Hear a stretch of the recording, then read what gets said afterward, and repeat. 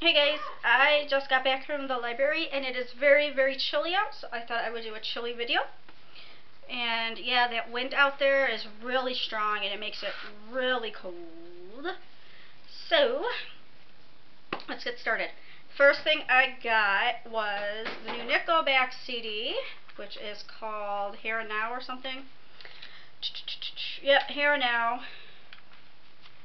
But I have to say that I'm a little disappointed because I listened to the first song and it's nothing new. I was hoping for some new cool stuff, but it sounds just like their older albums, so I'll give it a chance though.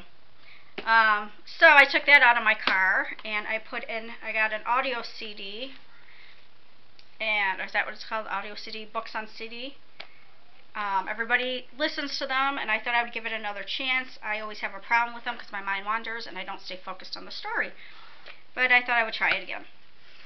This one is Trash by Andy Mulligan, and I listened to the first chapter in my car, and it was actually pretty interesting.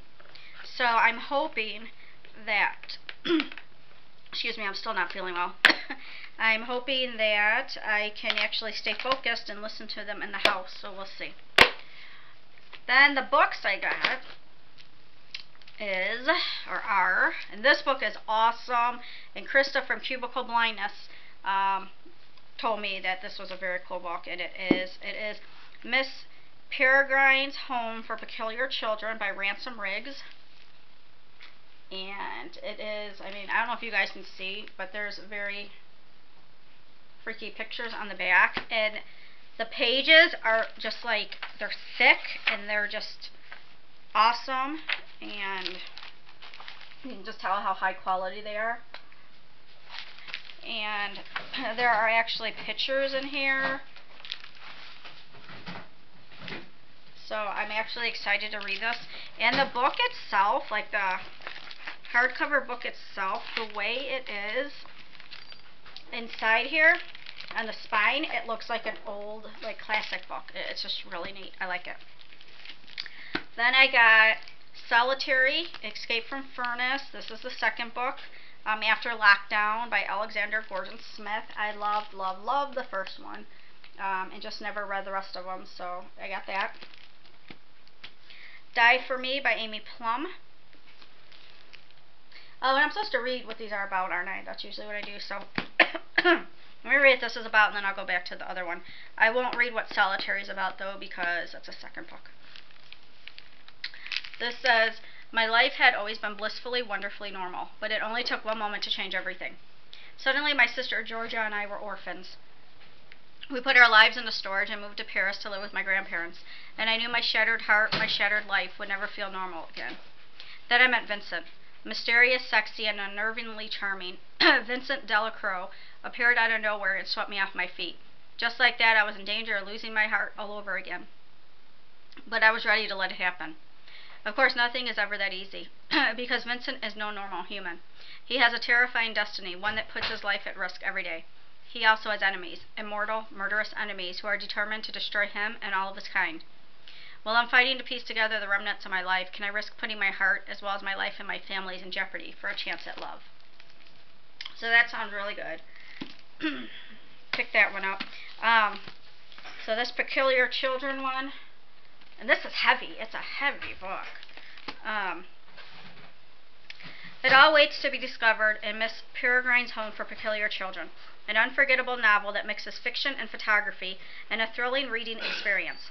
As our story opens, a horrific family tragedy sets 16-year-old Jacob journeying to a remote island off the coast of Wales, where he discovers the crumbling ruins of Miss Peregrine's Home for Peculiar Children. As Jacob explores its abandoned bedrooms and hallways, it becomes clear that Miss Peregrine's children were more than just peculiar.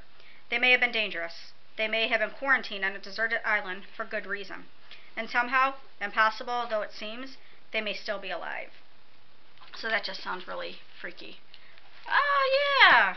And then Mia found Lockdown. Oh, yeah. So that's the first one. And then Solitary is the second one. So awesome like that. And this is, this is such a good book. I read about the first chapter and it does seem good. Thank you. And next book I got, The 5 Flavors of Dumb by Anthony John. And I just like that cover, whole rock band thing. 18-year-old Piper has gotten herself into a mess. Because of her big mouth, she has 1 month to get a paying gig for her high school's hottest new rock band called Dumb. In Piper's mind, the band couldn't have a more perfect name. Just look at the members. 1 egomaniacal pretty boy, 1 silent rocker, 1 talentless piece of eye candy, 1 angry girl, and 1 nerd boy drummer. 5 discordant personalities who, when put together, seem ready to self-destruct at any moment. Getting them an actual gig seems impossible. Add to that the fact that Piper doesn't know if their music is good or not because, well, she's deaf. But Piper is determined to get the band a gig to show her classmates that being deaf doesn't mean she's invisible. And as she gets to know the 5 flavors of dumb, some hidden talents, secret crushes, and crazy rock music emerge. She doesn't need to hear the music to sell it, but Piper wants the chance to feel the music too. Does she have what it takes to manage dumb and discover her own inner rock star? So, that also sounds... And I've heard stuff about this book too, so... And then the last one I got is Match by Ellie Condi, because yes, I'm one of the people that have not read this, one of the few people that have not read this one yet. And most of you know what this is about, so truthfully I'm not going to read the inside, because as I said, I'm not feeling well, my throat's all scratchy, and yeah. So, right now I'm reading Tweak. Just about done with that. I actually just did a review on it that's going up on We Read Books, because I'm basically done with the book, to tell you.